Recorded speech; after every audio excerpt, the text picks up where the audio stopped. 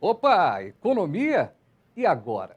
E agora o economês. Volatilidade, emolumentos, day trade, termos que a gente acaba utilizando aqui na comunicação e você, do outro lado, de repente, entra numa onda do economês e muita gente acaba não se encontrando em meio a esse português que mistura números, que fala da economia.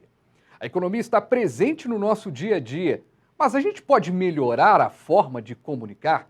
O economês pode ser simplificado?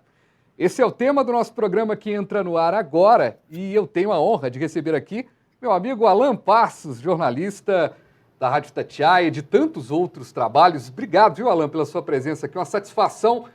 Só assim para a gente se ver, né? Só assim para a gente se ver. Obrigado, Fabiano, pelo convite. Um abraço para todo mundo que está acompanhando. A gente já vinha namorando esse encontro há um tempo. Que bom que deu certo. Vai ser uma alegria poder falar um pouquinho de comunicação dentro da economia. E já adianto, não precisa ser um especialista em economia para falar sobre o assunto. É importante que todos nós falemos e entendamos como que ela influencia, porque influencia muito na nossa vida, na prática, né? Na prática. E você vai entender esse na prática daqui a pouquinho, para quem ainda não conhece esse trabalho que o Alan faz, que é muito legal. E, claro, a gente vai discutir aqui um pouco do que é esse economês e para embasar esse nosso papo, para também trazer um dado muito legal para a gente e entender também, a gente poder entender esse economês, eu tenho a honra de receber o Fabiano Santos, que é o professor do IBMEC, que é coordenador do MBA em Finanças do IBMEC BH.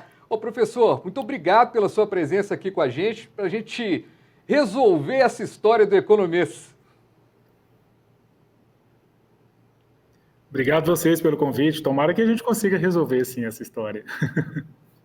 Beleza, tomara que a gente consiga resolver esse problema. Eu vou até pedir para a gente aumentar um pouquinho só o retorno aqui do professor, do meu xará, mas a gente vai conhecer agora o trabalho do Alan, que ele faz nas redes sociais, chama-se Na Prática.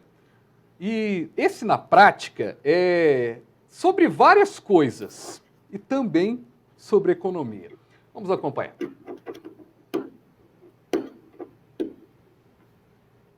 Aumenta para mim um pouquinho.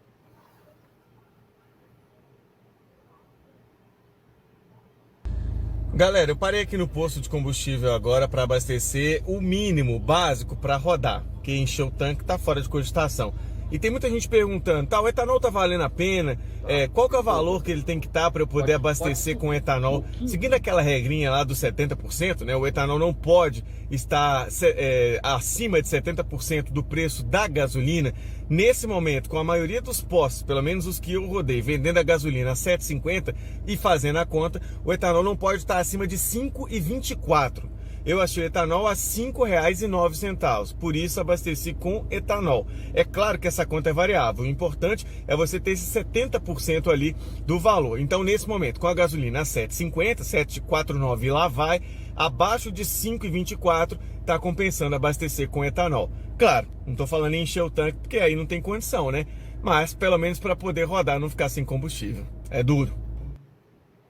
Dureza, hein? E você fez esse vídeo, estava lá no post e tal, você é um cara que gosta muito dessa questão da rede social, mas eu acho que o mais interessante é que você consegue captar alguns temas que as pessoas estão ali com dúvidas mesmo, né? Sobre, são tabelas do IPVA, porque a gente que é jornalista, você fecha o jornal lá todos os dias na rádio, o Jornal Itatiaia à noite, você fecha ali o jornal e todo dia tem aquelas notícias, vai vencer o IPVA, você vai além disso.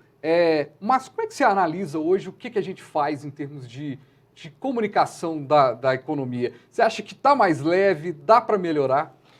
Frade, eu acho que está mais leve sim, só que eu acho que ainda dá para melhorar muito. Acho que a gente pode ainda buscar simplificar as coisas. Esse é um grande desafio da gente enquanto jornalista, fazendo uma autocrítica da nossa profissão, do nosso perfil, muitas vezes é querer falar para os próprios pares, para os próprios colegas. Eu acredito que isso também possa acontecer em outras profissões, o professor vai falar daqui a pouco, mas o jornalista ele tem que ter o cuidado de não falar pensando que todo mundo que está ouvindo tem o mesmo grau de conhecimento e de envolvimento no assunto. Vários assuntos eu não tenho um grande grau de conhecimento. conhecimento, mas eu estou lendo e estou pesquisando. A gente tem que pensar que a maioria da população, ela está no tempo dela vendendo a sua força de trabalho, o seu tempo, não está conseguindo se aprofundar nos assuntos, e o nosso trabalho não é despejar nela um conteúdo tão forte, tão intenso, tão detalhado. É pegar aquilo e simplificar. Não é achar que o ouvinte, o telespectador, o leitor não tem condição de interpretar nada. Não é isso. Mas é poder simplificar ao máximo o que os especialistas estão passando para a gente. Esse conteúdo, por exemplo, dos 70% e outros, você tira de onde? Não é da cabeça, você tem que conversar com quem entende. Então você conversa com um professor, você conversa com um economista, você conversa com um analista de mercado, de política, de qual assunto for, e aí arruma a melhor forma de levar essa informação para a pessoa. O professor muitas vezes vai entender detalhadamente uma fórmula, um conteúdo, algo da linha do economista. E a gente vai tentar usar o que a gente deve ter de melhor, que é a comunicação simples. Então vem daí, essa busca. Muito legal. Xará, e nessa questão que o Alan falou, a gente vai ter um ano aí onde a economia vai ser dita aí pelos candidatos todos, seja para governador, seja para presidente da República. E a gente sabe que no meio ali dos debates aparecem alguns termos que mais complicam do que facilitam. Então, se a gente, como comunicador, tem essa missão, quem está à frente de um cargo público ou pleiteia um cargo público, precisa também melhorar essa comunicação da economia, né? Com certeza. Esse é um assunto que precisa ser tratado com muito carinho e cuidado, porque economia afeta a vida de todo mundo. Todo mundo precisa entender um pouquinho do assunto, né? E se você começa a usar o economês ou o excesso de estrangeirismo, você dificulta a comunicação, especialmente para quem não é especialista no assunto. E quando eu acho que política não é comigo, né, ou que o que aquele cara está falando não me atinge, é aí que mora o perigo, né, porque realmente isso me afeta. Então, entender do assunto é importante e para quem comunica sobre o assunto é mais importante ainda saber comunicar de uma forma clara e usando menos estrangeirismo, economês e o que for, né? Professor, é mais interessante saber o que funciona do que saber o que é uma sigla? Por exemplo, estamos vivendo aí a Selic na moda, né? A Selic só subindo. A turma meio que não sabe bem o que é Selic, mas entende que ela está já ali ligada à inflação. A população, de certa forma, já tem um conhecimento maior disso, né? A Selic é até engraçado porque ela tem um nome carinhoso, que ela é chamada taxa básica da economia. E esse nome já me remete à base, né? Então, a base, todas as vezes que essa base sobe, todo mundo vai acompanhar a base. Então, se a Selic subiu, as taxas vão ficar maiores, né? O que vai ficar mais alto? A taxa para eu pegar um empréstimo, a taxa para eu aplicar, as aplicações aí vão ficar um pouco melhores, as aplicações de renda fixa, que são mais seguras, né? Então, ela tem um nome carinhoso, que é a taxa básica. A gente pode usar ela como taxa básica e entender que base é base. Se a base aumentou... Gostei do nome carinhoso. Está parecendo a música que eu ouvi hoje do Nota de Repúdio do Gustavo Lima, que ele pega as frases que toda nota de repúdio faz, né? Então, estou aqui, vindo e tal, eu gostei dessa questão. Agora, você quando está lá, e aí é o grande lance que eu quero discutir por isso, você está aqui como meu amigo também, mas muito pelo que você faz, você está fechando um jornal de grande audiência na rádio.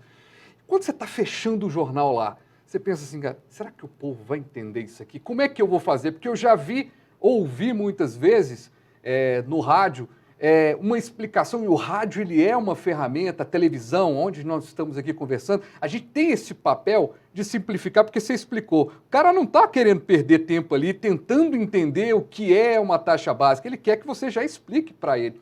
Você já se pegou assim, poxa, se eu não explicar isso aqui, se eu não perder um tempo para explicar, uma laudazinha a mais aqui, não vou passar uma informação correta? Várias vezes. Nessa função de editor do jornal e de depois de escolher uma manchete, de escolher o termo que vai usar, sempre que sobra tempo, porque tem hora que não dá tempo e acaba a gente fazendo uma manchete ali na correria. Mas sempre que eu tenho tempo, eu gosto de dividir com a Aline Neves, que é a minha colega de edição, e com outros profissionais que for possível. Gente, dá uma lida nessa manchete aqui para mim, ou nesse trecho, porque se o meu colega não entender, aí é batata. O cara que está ouvindo não vai entender também. O Rafa, nosso diretor, está lembrando aqui uma coisa, a gente está falando aqui de simplificar, e eu falei fechar jornal. que é fechar o O jornal? que é fechar um jornal? É importante isso, é preparar o que vai para o ar. Né? É porque a pessoa que ouve ou que assiste a gente aqui, muitas vezes imagina que o maior trabalho está aqui agora, na hora da gravação ou na hora da apresentação. O fechar o jornal é preparar o conteúdo antes. E fechar, nesse caso, envolve o conteúdo, o tempo que a gente vai dar para conteúdo. Então, esse papo que jornalista não sabe fazer conta, não pode ficar aí nesse senso comum, não tem que saber fazer conta, inclusive, para fazer o próprio trabalho e até mesmo para entender. Você tocou num ponto, Frade, na conversa com o professor, que acho que vai ser fundamental para esse ano de eleição. Se a gente, enquanto profissional de comunicação, não procurar se aprofundar em alguns termos e alguns pontos da economia, a gente vai deixar com que candidatos gastem o tempo deles explicando o básico num debate ou desviando o assunto, usando um termo em inglês ou um termo para poder ludibriar o eleitor. Então, se a gente já se cercar e na hora de perguntar sobre o que fazer para controlar a inflação, já gastar ali alguns segundos explicando basicamente o que é inflação, você já poupa isso do candidato. Eu não quero que você explique, porque a gente já explicou para o nosso ouvinte, o nosso telespectador. Eu quero que você me explique o que você vai fazer ali de verdade para poder contê-la. Agora, interessante isso. E, professor, outro termo que aparece demais no noticiário, né, é privatização. Agora a gente teve recentemente a privatização do terminal rodoviário de Belo Horizonte, outros terminais. E aí, tem a turma que é contra, tem a turma que é a favor, mas tem uma grande parte que nem sabe bem o que é privatização, mas esse termo entrou no economês do dia a dia, né? Privatização já vem sendo usada há mais tempo, né? Eu acho até que já é claro para uma gama maior de pessoas. Mas privatização é exatamente transferir a gestão ou o contrato no caso da rodoviária, o contrato de gestão da rodoviária para um setor privado. Então, a partir de agora, isso não é gerido mais pela esfera pública, e sim pela esfera privada, o que provavelmente a gente vai ter que pagar por um serviço que pode ter uma qualidade maior ou não, ou pode ter um custo maior ou não. Então, a gente tem que ficar de olho. Alguns setores, quando privatizados, podem afetar diretamente a gente. Outros afetam indiretamente. Mas a privatização tem sempre os dois lados a serem observados. E essa é uma discussão muito calorosa, né? E muito complexa. Eu concordo com você, professor, sobre essa questão do termo, a gente já viveu por isso. Mas o povo deu uma complicada também, porque aí tem um consórcio que faz, aí tem a disputa dos consórcios, ou seja, você até entende o termo, mas como ele é feito, é difícil demais entender, né, Alan?